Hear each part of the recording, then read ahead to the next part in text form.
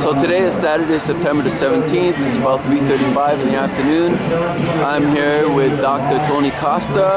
Apparently the Muslim community has decided to have an appreciation rally for the school board because, of course, they're having Sharia and that's okay with them. So I'm here with Dr. Tony Costa. Take it away. Well, they are here to show appreciation to the Toronto District School Board. That's wonderful, but appreciation for what? They're appreciating the fact that the TDSB allows them to use school property paid by the taxpayers of Toronto for religious purposes on school time. These rights are not afforded to Christians, Jews, Sikhs, Hindus, Buddhists.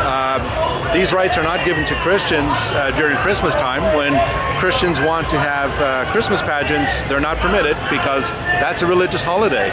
They're not allowed to say Merry Christmas. They're not allowed to say anything that is religious. They're encouraged to say season's greetings, happy holidays. Well, why is that? Well, because there's no place for religion in the public schools.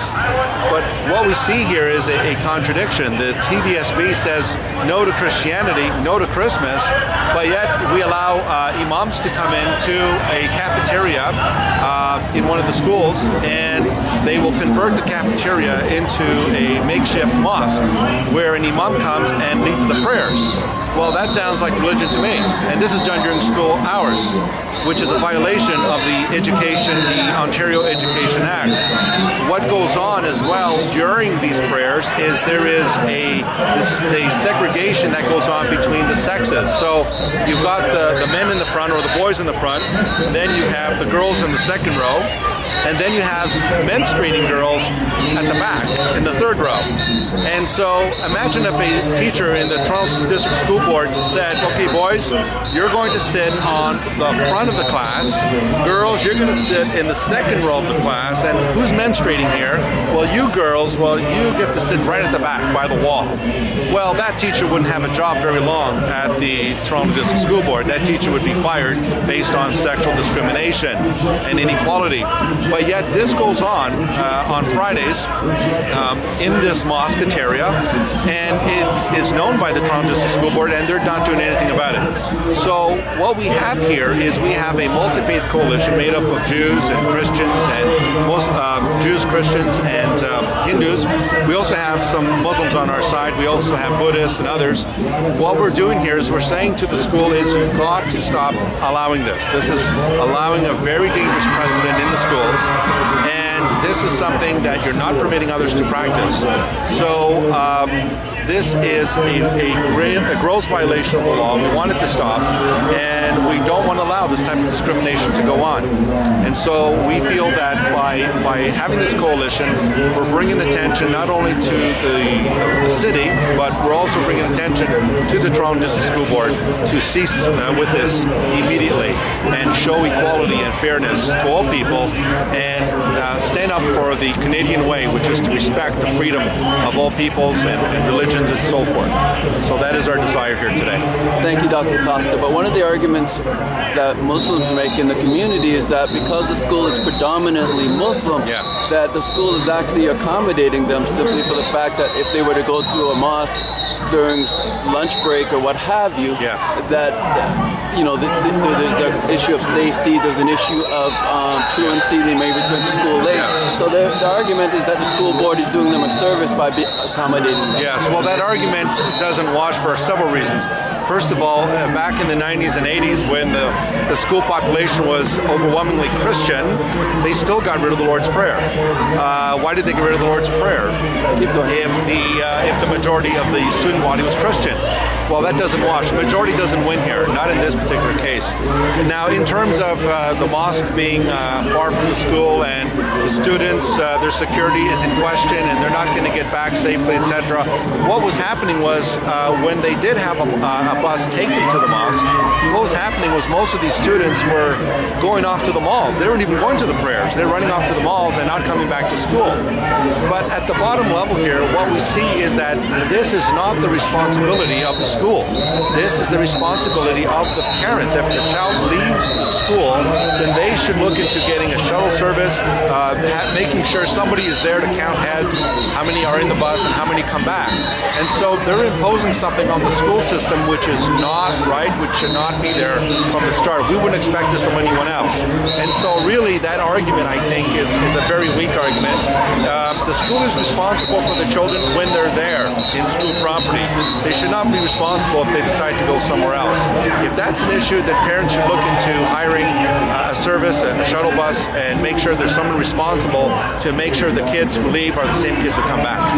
Okay, Dr. Costa, would you say that the actions of the TDSB are legal or illegal from your perspective? Why are they being permitted then to allow this? They are arguing that the Ontario Human Rights Code and the Charter of Rights and Freedoms allows them to accommodate this. This is totally wrong.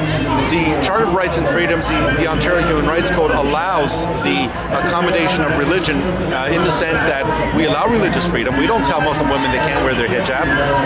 If a person wants to take a religious holiday off work or off school, they're permitted to do so. We can accommodate them. We can allow them to take their own holidays during the regular work year, school year. But what they're doing here is, in accommodating them in this respect, is they're violating the Education Act of Ontario, which is a provincial legislation. And this was brought into effect back in the early 90s when the Ontario Court of Appeal, the highest court in Ontario, ruled that we're not supposed to have religious services during school time. So in effect, what we find here is not only a violation of the Education Act of Ontario, we find here a gross contravention of the order of the Court of Appeal, the Ontario Court, the highest court in Ontario. So our question is, where are all the politicians enforcing this law that was passed by it has been decided by the highest court in Ontario? Why is this now happening? And why only with Muslims? Why not with anyone else? So what we see here really is really at bottom level, it's a politically correct case of discrimination. Mm-hmm. And would you say, Dr. Costa, that Sharia has actually arrived in Toronto, Canada?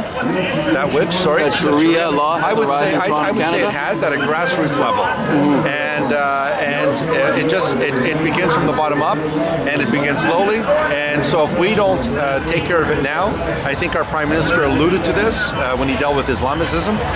If we don't deal with it now, we are going to be facing a giant in a number of years, and it's going to be our children and our grandchildren who are going to pay the price. And what would you say to those that will be watching this video in terms of what they can do to bring this to the forefront in the community and to be involved? What I would recommend they do, first of all, is contact the director of the Toronto District School Board, Mr. Chris Spence. Send him letters, send letters to your trustees of the school board. You're a taxpayer. This is where your tax money is going to. Contact your MPPs and let them know about this. And so the only way you will stop this is from a political legal level, and therefore it's high time to contact these administrators, these politicians, and get them to uphold the law and enforce the law. Wonderful. Dr. Costa, you're a minister of the gospel. I noticed that quite often most people in Christendom really are unaware of the actual threat of Islam, or radical Islam as it's called. What's your feelings on that? I think the major problem here is ignorance. There's a quote in the Bible, in the Old Testament, Hosea chapter 4, verse 6, where God says, "My people are destroyed for lack of knowledge." And lack of knowledge does bring destruction in many ways, mentally, physically, spiritually, etc. And I think that there is a gross sense of ignorance in the church today. The church is, for the most part, asleep in the light.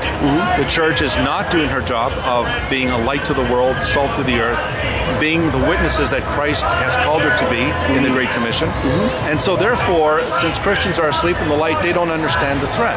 It's like the proverbial frog that is placed into the water, into the flask, and if you slowly begin to heat the water, it doesn't notice it at first, and by the time it notices it, it's on its way to, it's dying. And so the church, similarly, I think is like the proverbial frog in the water.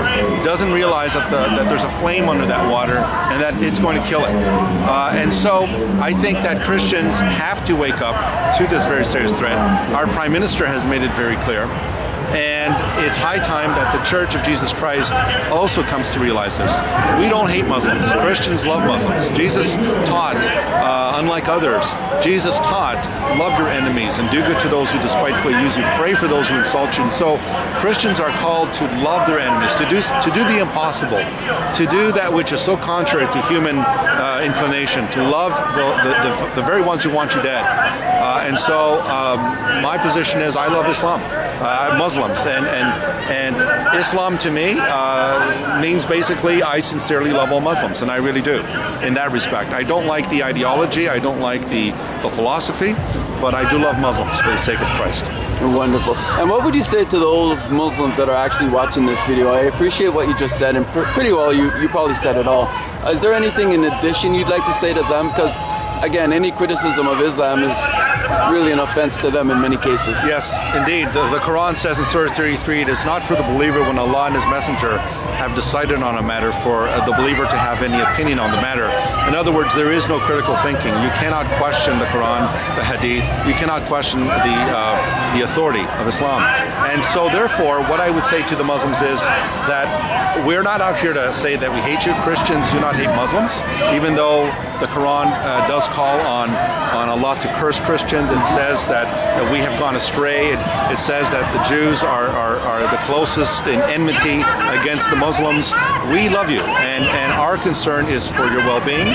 We want to see you come to the light in Christ. We want to see you saved. We believe that you should have the freedom to leave Islam, which you're not permitted to have under Sharia law. But we're not here to force convert you. We're not here to proselytize you by force. We're here to say that we love you. We can live together. But the moment you start upholding Sharia law, it's very clear Sharia law is against the most basic human rights that we all, that Westerners hold dear. Wonderful. Thank you, Dr. Costa, for those wonderful words. For those that would be interested in knowing more about you and your background, where could they find this information? Well, they can just go to my website, which is tonycosta.webs.com. So it's Tony Costa, one word, .webs.com. Wonderful. Thank you, Dr. Costa, for your time. We appreciate that. And so Dr. Costa was here today at Toronto District School Board to support the community and to bring attention to Islam. Thank you very much, and God bless. Thank you so much for this time. God bless.